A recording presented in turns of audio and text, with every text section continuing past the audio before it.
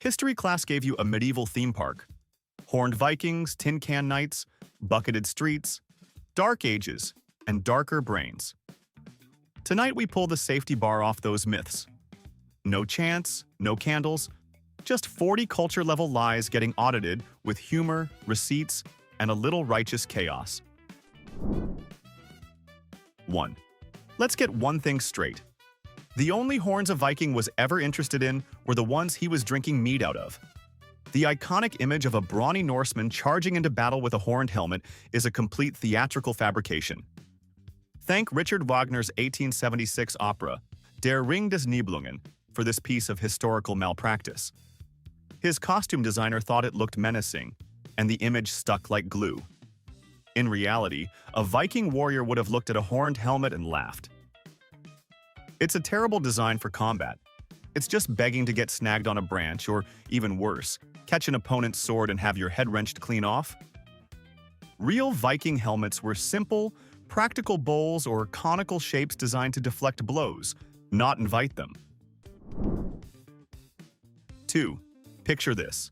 A dank dungeon, a screaming victim, and the dreaded Iron Maiden slowly closing its spiked doors.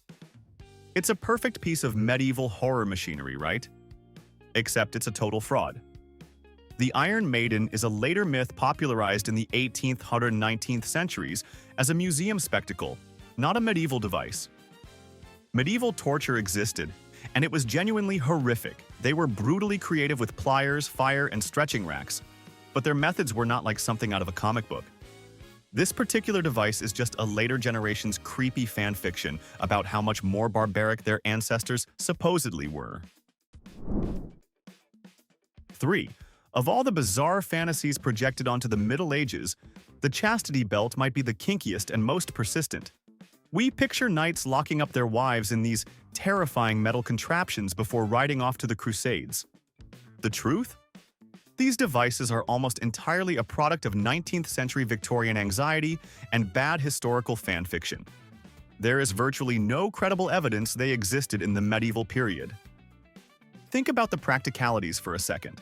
The constant risk of fatal infections, the sheer logistical nightmare, and the fact that any village blacksmith could have picked the lock in under a minute.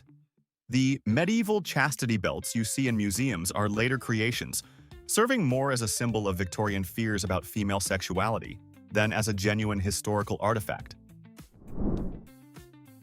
4.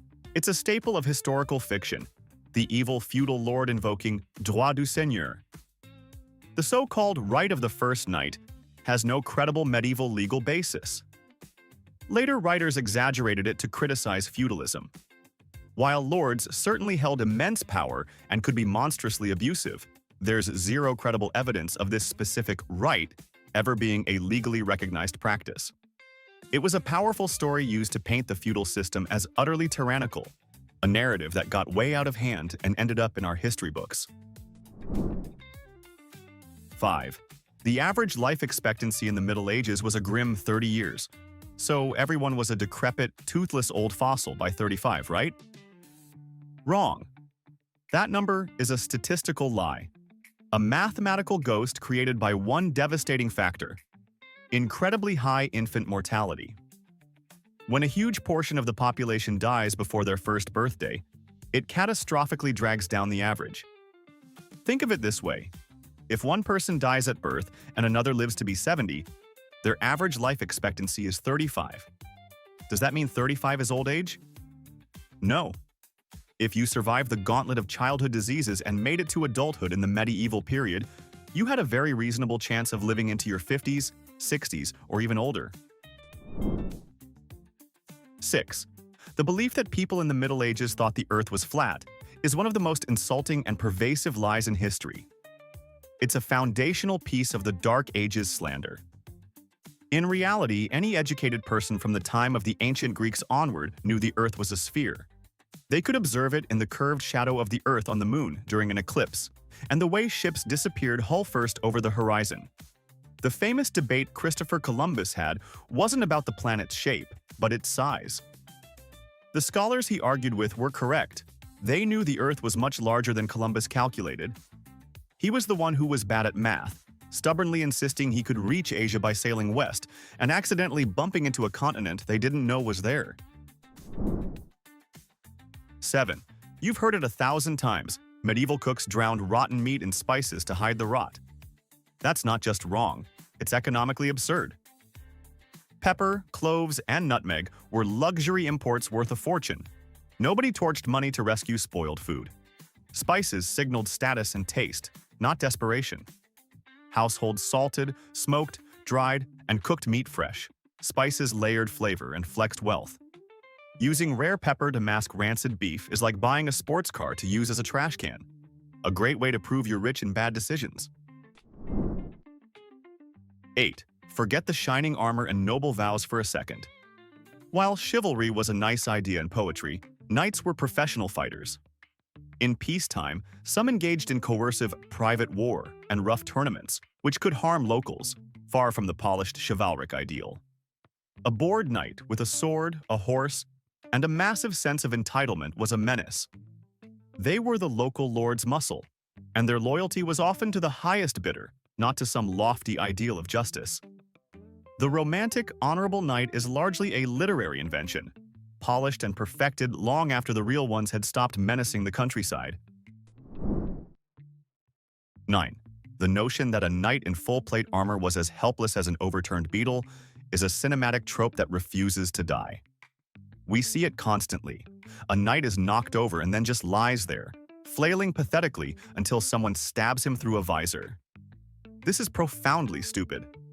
A full suit of custom-fitted plate armor weighed around 50-60 pounds, which is less than the gear of a modern infantry soldier, and it was distributed perfectly across the body. Knights could run, jump, do cartwheels, and, most importantly, get up off the ground with ease. Historical combat manuals are filled with grappling techniques for armored fighters on the ground. They were elite, highly athletic warriors, not walking tin cans waiting to be tipped over. 10. Burn the witch. It's the quintessential medieval mob scene. But if you were an accused witch in the Middle Ages, your chances of being burned at the stake were surprisingly low. While witch trials did occur, the full-blown paranoid mass hysteria witch hunts were not a medieval phenomenon. Large-scale witch hunts peaked in the 15th, 17th centuries, not the High Middle Ages. The invention of the printing press, the chaos of the Reformation, and a healthy dose of social panic created the perfect storm for this madness to explode. The Dark Ages were far less obsessed with this than the supposedly more civilized ages that followed. 11. One of the most enduring myths is that medieval people avoided water like the plague, opting instead to be perpetually on ale and wine. While it sounds like a fun way to live, it's patently absurd. People drank water routinely from wells and springs.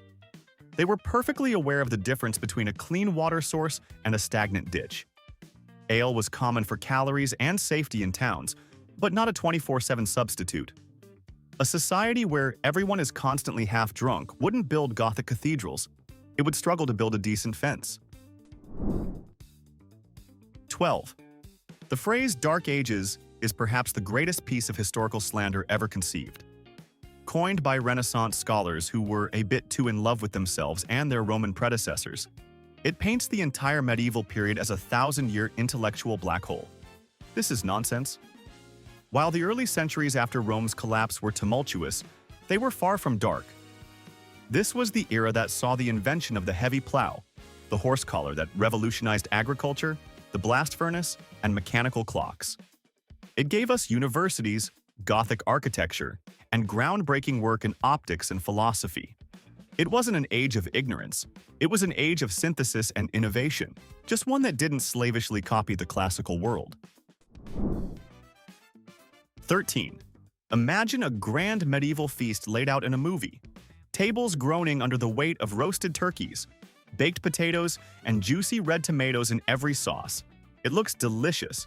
It's also a historical abomination. Potatoes, tomatoes, corn, bell peppers, turkeys, and chocolate were all happily living their lives in the Americas and were completely unknown in Europe until the late 15th and 16th centuries.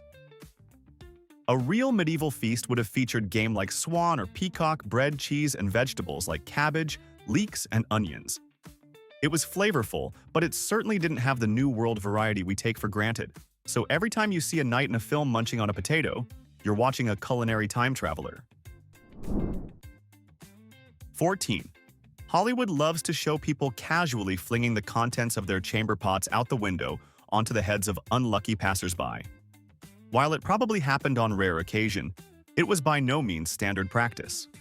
Cities had cesspits, public latrines, and waste collectors. Laws discouraged tossing chamber pots into the street for a very simple reason. Nobody wants to live in a literal sewer. It was a filthy, smelly business, but it was a business with procedures. The idea of a constant rain of filth from the sky is a gross exaggeration. 15. Ask anyone to describe a medieval sword, and they'll say it was a massive, clumsy, 5-foot slab of iron that weighed a ton. This is pure video game and bad movie nonsense. The average medieval longsword weighed just 2.5 to 3.5 pounds. That's less than a modern firefighter's axe or even a quart of milk. These were not blunt instruments for hacking away like a lumberjack. They were sophisticated, precisely balanced weapons of war. A skilled knight wielded his sword with the grace of a fencer, using it for swift cuts and precise thrusts. The idea that they were unwieldy lumps of metal is a lie that makes you wonder if the people writing these movie scenes have ever tried lifting anything heavier than their phone. 16. The medieval king, as portrayed in fiction, is an absolute monarch whose every whim is law. He points a finger and a head rolls. In reality, the power of most medieval kings was a delicate, terrifying balancing act. A king was less an autocrat and more a glorified landlord trying to manage a country full of heavily armed, perpetually disgruntled tenants, his nobles. His authority was bound by ancient customs, feudal contracts, and the ever-present threat of a coup if he pushed his vassals too far. The Magna Carta wasn't a gift from a benevolent king. It was a list of demands shoved in King John's face by barons who were fed up with his overreach. Being a medieval king was a job with a very high turnover rate. 17. That drab, muddy, perpetually overcast world you see in movies about the Middle Ages? It's a filter, not a fact. Medieval society was an explosion of color. They loved bright pigments and used a vast array of natural dyes to create vibrant textiles. Saffron for brilliant yellows, woad for deep blues, and madder root for rich reds.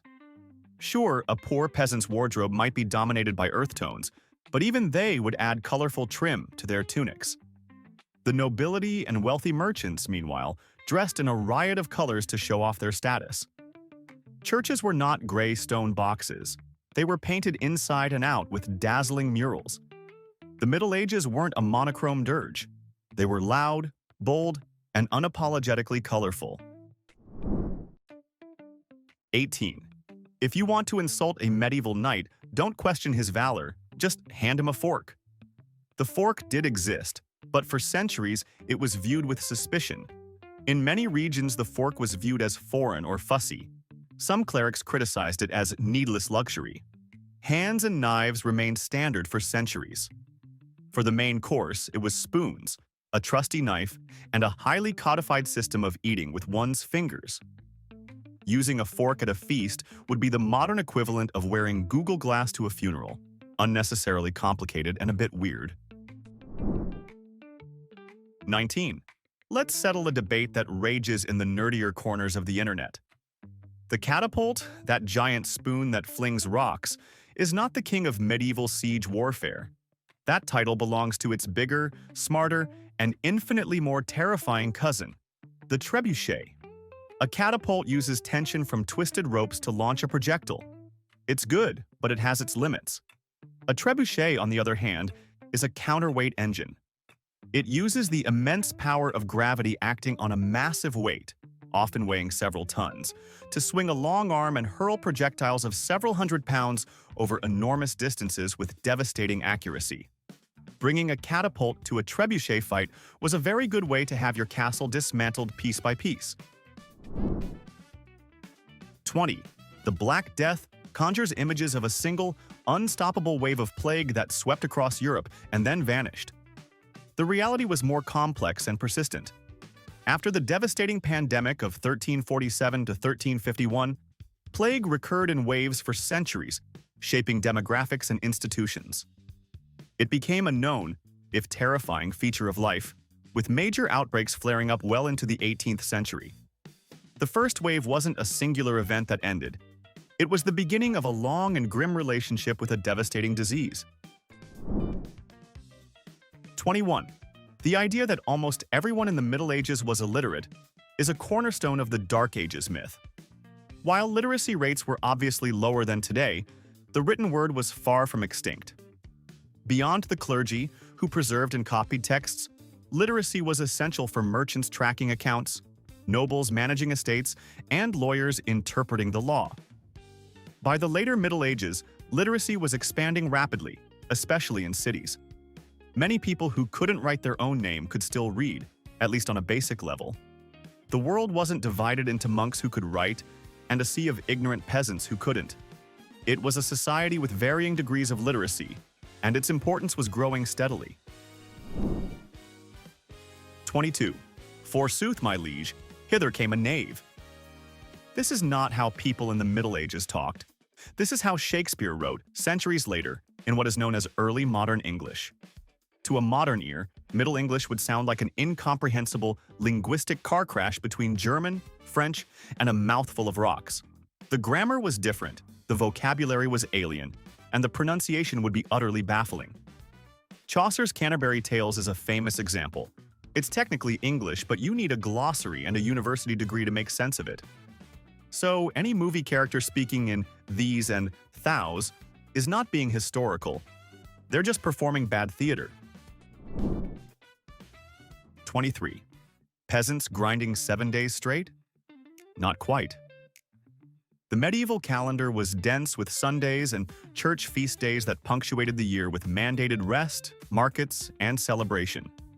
Life was hard, yes, fields don't plow themselves, but it wasn't an endless, unbroken slog. Rhythm mattered. Work seasons, fairs, saints' days, harvest feasts.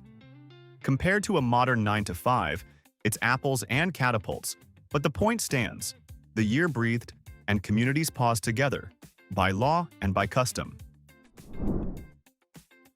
24. Medieval medicine wasn't just leeches and a quick prayer. University-trained physicians read Hippocrates and Galen. Surgeons set complex fractures, lanced abscesses, even tackled cataracts and trepanation. Monasteries ran infirmaries, kept herb gardens, copied medical texts, and used wine for wound cleansing. For pain and sedation, practitioners prepared plant-based anesthetics from well-known botanicals. It's not modern evidence-based care, and plenty of theory was off. But it wasn't cartoon barbarism either. 25. The role of women in the Middle Ages is often flattened into a single, grim caricature: powerless, uneducated, and treated as property. While the society was undeniably patriarchal, this view is a gross disservice to reality. A woman's life was dictated almost entirely by her social class. A peasant woman toiled in the fields alongside men. A townswoman could inherit and run her husband's business, join a guild, and be a respected master of her craft. A high-born noblewoman could be a formidable political player, managing vast estates, commanding castle garrisons in her husband's absence, and acting as regent for her young sons. And let's not forget the abbesses, who ran massive monastic institutions with the authority of a CEO. It was a complex world, not a simple story of oppression. 26. Castles in our imagination are often cold, damp, dark, and miserable stone prisons. While they were certainly not centrally heated five-star hotels, the idea that they were devoid of comfort is a lie. Castle walls were not bare stone. They were typically plastered and then whitewashed to reflect light or painted with vibrant murals. Enormous tapestries were hung on the walls, not just for decoration but as crucial insulation. Large fireplaces were the heart of every main room, and furniture was often ornately carved and piled with cushions and furs. A castle was a home for a wealthy lord, a symbol of power, and a center of administration. It was designed to be as impressive and comfortable as medieval technology would allow. 27. We are often taught that the Middle Ages were an age of faith, where every soul was a devout, God-fearing Christian whose life revolved around the church. This paints a rather naive picture. If everyone was so pious, you wouldn't need a legal system that made heresy and blasphemy capital crimes. The reality was a messy cocktail of official doctrine and a deep-seated layer of folk belief, superstition, and pre-Christian traditions. People went to church, but they also believed in fairies, used magical charms for protection, and held on to local rituals that the clergy constantly tried to stamp out. Their worldview was a rich and often contradictory tapestry, not a monochrome print of perfect devotion. 28. Let's address medieval medicine, often portrayed as a festival of leeches, plague masks, and prayers. While bloodletting was certainly a misguided but popular theory, this caricature ignores a surprising degree of sophistication. University-trained physicians studied the works of Hippocrates and Galen. Surgeons, often a separate class of craftsmen, performed remarkable procedures like setting complex fractures, cataract removal, and even basic brain surgery, trepanation. Monasteries were centers of healing, cultivating vast herb gardens and preserving medical texts. They understood the importance of sanitation in surgery, using wine as an antiseptic, and developed anesthetics from plants like opium poppy and mandrake. It was a far cry from modern medicine, but it was not the ignorant butchery it's made out to be. 29. Robin Hood, the charming rogue in green tights who stole from the rich to give to the poor, is a beloved historical hero. The only problem? There is absolutely no solid evidence that he ever existed as a single real person. He is a folkloric phantom, a brand name for social justice that evolved over centuries. The earliest ballads from the late Middle Ages don't even portray him as a noble crusader for the poor. They depict him as a violent, ill-tempered yeoman who was more likely to rob a greedy abbot and then beat him senseless than to run a charitable foundation out of Sherwood Forest. The gentle, philanthropic rebel we know today is mostly a sanitized invention of later storytellers. 30. The Crusades are often painted with a single broad brush. A holy war of devout Christian knights marching to the Holy Land to reclaim it from the Muslims. While religious fervor was undeniably a powerful motivator, it was just one ingredient in a very complex stew. The Crusades were also about raw political ambition, a chance for landless younger sons to carve out kingdoms for themselves. They were about the immense economic opportunities of controlling lucrative trade routes. For many, it was simply an escape from a dead-end life, a sanctioned opportunity for plunder and adventure. To reduce this multi-century, continent-spanning conflict to a simple religious squabble is to ignore the very human and often very cynical motivations that drove it. 31. It is a truth universally acknowledged that before the printing press, every book had to be painstakingly copied by a monk, making them rarer than dragon's teeth and just as expensive. While monastic scriptoria were indeed vital centers of learning, they were not the only game in town. By the later Middle Ages, a thriving commercial book trade had emerged in cities, especially around universities. These secular workshops employed professional scribes, illuminators, and bookbinders to mass-produce texts for students and a growing literate middle class. They developed efficient production line methods to meet demand. Books were still a luxury, but they were far more accessible and widespread than the romantic image of a lone monk toiling for years on a single Bible would have you believe. 32. We tend to think of medieval peasants as being practically owned by their lords, working 7 days a week from sunrise to sunset. While the life of a serf was one of heavy obligation, the church calendar mandated frequent breaks. Between Sundays and numerous feast days, some communities enjoyed frequent holy day breaks, far more than a modern 5-day grind in many cases. It was a life of hard physical work, but it was punctuated by frequent community-wide periods of rest, feasting, and celebration mandated by religious law. 33. Trial by combat sounds like the default medieval method for problem solving. You have a dispute over a fence line, so naturally, you and your neighbor try to murder each other with axes in front of the whole village. This is a dramatic exaggeration. While judicial duels did exist, They were an incredibly rare, highly ritualized, and very serious legal proceeding, a last resort when all other forms of evidence failed. It was expensive and required the sanction of a high authority. For the average person, justice was handled through local manorial courts that dealt with everything from petty theft to property disputes using witnesses, oaths, and fines. The idea of constant, legally sanctioned brawls is a fantasy. The medieval world was far too concerned with law and order for that kind of chaos. 34. There's a persistent image of medieval armies as disorganized mobs of peasants with pitchforks being led by a few knights on horseback. This is a profound insult to the tactical sophistication of the era. Medieval commanders were not idiots. They were students of Roman military treatises and masters of logistics and strategy. They understood combined arms tactics, using formations of infantry, archers, and cavalry in concert. Battles were often won not by chaotic charges but by clever positioning, exploiting terrain, and maintaining discipline in the ranks. The idea of a battle being a simple, disorganized brawl is a fantasy born from a lack of appreciation for the brutal science of medieval warfare. 35. The soundtrack to the Middle Ages in most people's minds is the monotonous, droning sound of Gregorian chant. While plain chant was the bedrock of liturgical music, to assume that's all there was is like thinking all modern music sounds like a dial-up modem. The medieval period was a time of breathtaking musical innovation. You had the soaring, complex polyphony of composers like Perrotin at Notre Dame, creating a revolutionary new sound.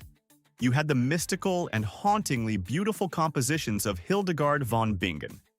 And outside the church, you had a vibrant world of secular music from troubadours and minstrels, singing tales of love and adventure to the accompaniment of lutes, viols, and flutes. The age was anything but monotonous. 36. When you think castle, you probably picture a massive, towering fortress of stone with crenellated walls and a huge gatehouse, like something out of Game of Thrones. For much of the Middle Ages, however, that was the equivalent of a billionaire's superyacht, absurdly expensive and incredibly rare. The far more common type of castle, especially in the early medieval period, was the motte and bailey. This consisted of a wooden keep built on top of a large earthen mound, the motte, connected to a courtyard, the bailey, surrounded by a wooden fence and a ditch. It was cheap, effective, and could be built quickly. It was less a majestic stone fortress and more of a highly defensible dirt hill with a big fence. 37. Hollywood would have you believe that medieval cities had a permanent stink cloud hanging over them and that people treated water like it was acid. This is wildly exaggerated. Bathing was actually a popular and social activity. Many towns had public bathhouses, which served as the local spa and gossip hub, until moral panics and plague fears in the later Middle Ages started to close them down. Soap made from animal fat and ash was widely available.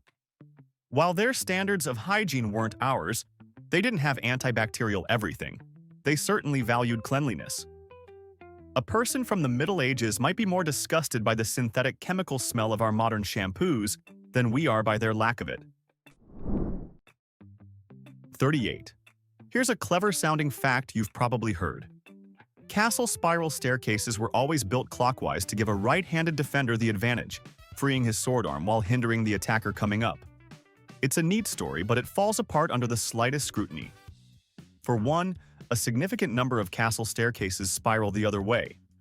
More importantly, the primary reasons for a spiral design were structural and spatial. They are self-supporting and take up far less room than a straight staircase. Furthermore, fighting on any narrow, winding staircase is a tactical nightmare for everyone involved. It was a defensive feature, yes, but its advantage came from it being a cramped bottleneck, not from some grand, right-handed conspiracy. 39.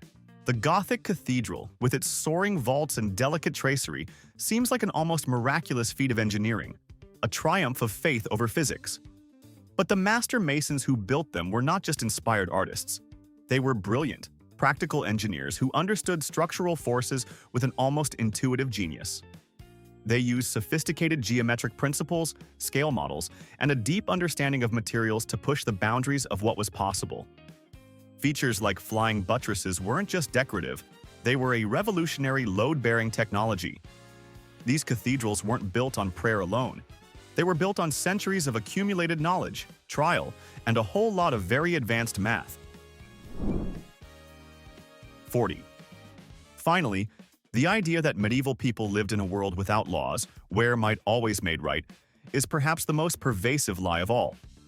Medieval society was, in fact, obsessed with law.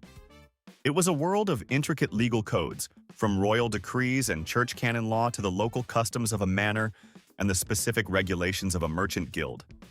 People were constantly suing each other.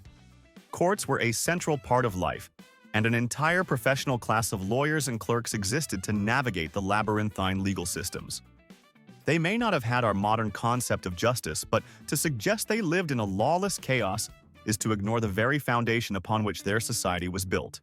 You've just watched 40 medieval facts collapse like a wobbly trebuchet. Now your move. Drop the one myth you'd bet $100 is real. If the crowd shreds it, you own the internet's walk of shame. If it survives, brag forever. Pay the research tax with a like, and subscribe for the next execution. Question: which fact do you dare defend? State it in 7 words or less and tag someone to demolish it.